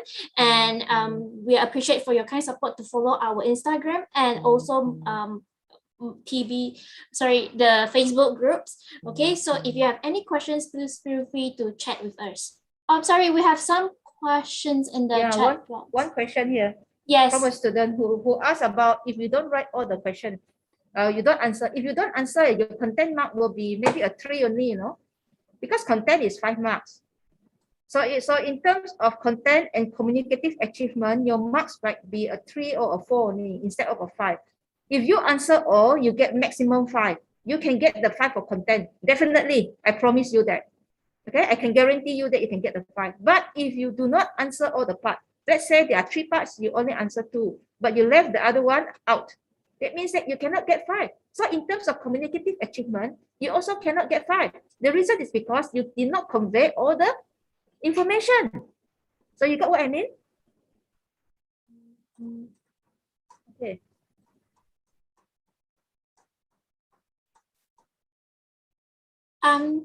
Teacher, we do have another questions. Do teacher recommend us write review? Okay. Story is the easiest because story is the language that when you speak to your friend, you are telling a story. When you chat with your friend, you are telling a story. When you're asked to write a review, it's just like you have to like refer to ideas, vocab, and all these things. Let's say, for example, it is about a fire. So your vocab has to be your topic, which is about fire. It has to be related. The vocab that you choose has to be related to fire. It is quite a challenge here. But if you ask students to write a story, all can write. For example, like I asked you to talk about what did you do yesterday, right? How was your day? How was yesterday? How do you celebrate your birthday? Are you prepared to go back to school? Do you want to go for physical classroom and all these things? You can immediately give me the answer. But if I ask you to write a review on a movie you have watched last week, it is quite difficult because you have to really plan it out. And at the same time, the vocab that you use, you really have to like string your words and all these things, choose the correct vocab, precise vocab to fit in. Yeah. So if you haven't tried review, I mean, like if your review marks is lower compared to your story, I would advise you to take story. Yeah. I would advise you to take story because you have the language. I know a lot of students have the language to write. After all, if you choose what you like, I ask you a question first. Do you choose what you like, or do you write to score maximum marks? Do you want the marks, or you favor more towards what you like to write? Okay, you have to ask yourself this question. If you prefer the marks, you must go for one which is the one whereby you have more ideas to write. Yeah. So compared to review, for example, a newspaper review or an article or and so forth, which one is easier? But if you are comfortable with writing review, for example, on a game, for example, online game, which is very easy, then just go ahead with it. But then before the exam, don't take the risk. Try it out. Ask the teacher to mark. Okay? Your teacher is the best person to consult. You write a review and you write a story, and then you tell your teacher, which one do you think I would choose? I'm sure your teacher will give you the correct answer. For me here, I cannot say, I can just give you an opinion now by saying that story is easy to write. But if you are good, you are an excellent student, you want to go for review, by all means go ahead. I won't stop you. The marks that you get will still be a 20. There's another question, teacher. Can I memorize the review, movie, or story review? No, you must not memorize. You can read and understand the format and all that, right? Even if you, let's say you memorize, and then when you try to write in your exam, it becomes very awkward, whereby one part is super good, and then the other part is your own language. So when the examiners mark, okay, like us, you know, like when we mark your paper, we will see your level, we will see the language, your ability, your language, and we'll mark you based on your language, not based on what you memorize. Because by looking at it, we know that that is the memorized part of the paragraph. So do not memorize. You can have a lot of examples. Later on, you can use the words and phrases and all these things, no problem with it. But if you want to memorize paragraph by paragraph, it is not allowed. Because later on, there are certain parts whereby you have to give your own opinion. That opinion part cannot be memorized. So when that opinion part cannot be memorized, you use your own language. The examiners will know, there you go. See, this is your language. So you cannot get 5. You might just get a 3 or a 4. Okay? Teacher, we have another question. Other than language, organize, and content, what else need to take note in email? The format. Okay? The format must be correct. The layout must be correct. How you sign, but then when you sign, the word must be legible. It means your name must be legible. Do not sign in such a way you put JT there, for example. What is JT? Then you have to write like John, for example. Yeah. Other than that, what is more important here is to answer the question. The format must be correct. You answer the question, and then the tone must be friendly. Yeah, if you're writing to your friends, and when you're giving suggestion, you make sure that you use the language for suggestion, the phrases for suggestion, and that. Okay, another question here. Any tips to improve our vocab and essay? Okay, vocab is through maybe you can spend like some time to read articles that you like. For example, like if you aim, for example, to write story, then you should somehow spend some time to read more stories, short stories, and pick up little words and phrases that you like. Then later on, when you write, those words just come in automatically. Yeah, it just come in, it just flow. The more you read, the better you become. Sometimes you do not have to go and try to by heart all those like difficult words and all these things, and then later on when you try to fit in your writing, it doesn't fit in. A lot of students, my students, sometimes they ask me, Madam, how come I cannot use this? I said, in this context, it is not suitable. Yeah, I know you're using that vocab, it is good. But in this context, for example, in the context of, for example, the school, for example, or the setting is different. I said the setting is different. So I'm telling them that. So when you want to try and memorize a word, not to say memorize, I don't allow you to memorize. I don't encourage you to memorize. But if you still want, you have to somehow not memorize just that word. You have to look at the whole phrase. You have to look at the sentence, and you have to look at what topic you are talking about. For example, if it is on environment, you want to pick up a lot of topics on, for example, like something to do with environment, then it is correct. But if you pick from, for example, like something to do with engineering kind of thing, or like a mathematical kind of thing to fit into an environment kind of essay, it is wrong. We cannot understand the terms that you are using. So my advice here is, when you read, you must understand. When you want to pick up the words, you must make sure that you are in that topic. Okay. Teacher, we have another question. Okay. If I want to score high marks in essay, what should I take note? Okay, creativity. Your organization, how you plan your paragraph. Okay, you want to score high mark, you can score. Your language must be controlled. First thing is you must control your language. All right, your language, once it is controlled, you have the paragraphing, make sure that the ideas link from one paragraph to another. And the one that I showed you, the story just now about the story about this, the map, the letter thing, it is interesting in such a way that it arouses the interest of the readers wanting to move on to read. That is how you can score high marks. Of course, the first thing here will be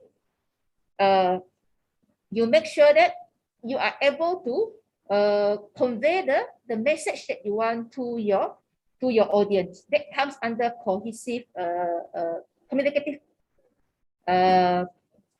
marks here, whereby you can communicate and bring the message across. That is how you can score for that. But first thing will be your language. If it is not controlled, your message cannot get across, you cannot score high marks. The most you can score will be a 3, a 4, 3, 4, 3, 4 like that. Okay, but don't forget your organization, your paragraphing, on how you use the linkers. All this one comes in. Because when we find that it's easy for us to follow your answer, you can easily get 5 for organization. So don't forget on how you link your ideas and all that. The next question we have is, can we add our own point in the speaking part 3? No. If there are five, for example, in speaking, if there are 5 options there, you speak on the 5 options. Unless you are asked to give your own, but usually no. Based on the textbook, you are asked to, for example, like talk about the 5 and choose one. Do not try to do something which is not in the task. Let me just remind all students, this is the first year. So everything is closely monitored in such a way that we have given you the guidelines. So whichever that your teacher or the presenter did not tell you, do not do it. Because you might be on the wrong track, you might be on the wrong track. And you might be giving wrong information. Okay, there's one question here. In long essay, 5 paragraphs, there is no minimum limit. Okay, as I've already mentioned earlier just now, when you are writing, for example, let's say you talk about story, you have the intro, all right? You have 3 or 4 sections, ideas that you want to bring forward to put it nicely, okay? And then you end with an ending. In writing, what is more important is that you fulfill the task. Yeah, if you want to write more than 5 paragraphs, no harm. But what I worry more will be your time management and whether you write it or whether you link your ideas well or not. Sometimes, as I already mentioned to you, when there is only one idea and you try to use 2 paragraphs to go about it, you might not be answering the question or the idea that you want to bring forward. I worry about that. So that one comes under organization and communicative achievement. So your marks might be affected. For example, I'm talking to you. Suddenly I talk about McDonald's and I talk about Grab food. It is not related. Or for example, you ask me about this this question about the 5 or 6 paragraph thing. Then I go and tell you about my student who did this and did that. But I'm not bringing into the topic here. So because of that, you have to be very careful. This time, the marking is very, very strict in such a way that it follows. Like communicative achievement. If we don't understand, if the do not understand what you're saying, or your paragraphs are not always consistently related and all that, your marks go down. But what is more, I think the most crucial thing is that your language must be controlled. That is why when you finish your exam paper, you must make sure that you have time to check. If you say you don't have time, there is no excuse. Okay, this is only you should spend time to check. Okay. Because when you write, there are bound to be mistakes. So if you minimize your mistakes, your marks will go up. Minor errors is okay, but if it's consistent throughout, I cannot guarantee you a 4. Most likely a 3 or a 2. Thank you, teachers, for your wonderful sharing.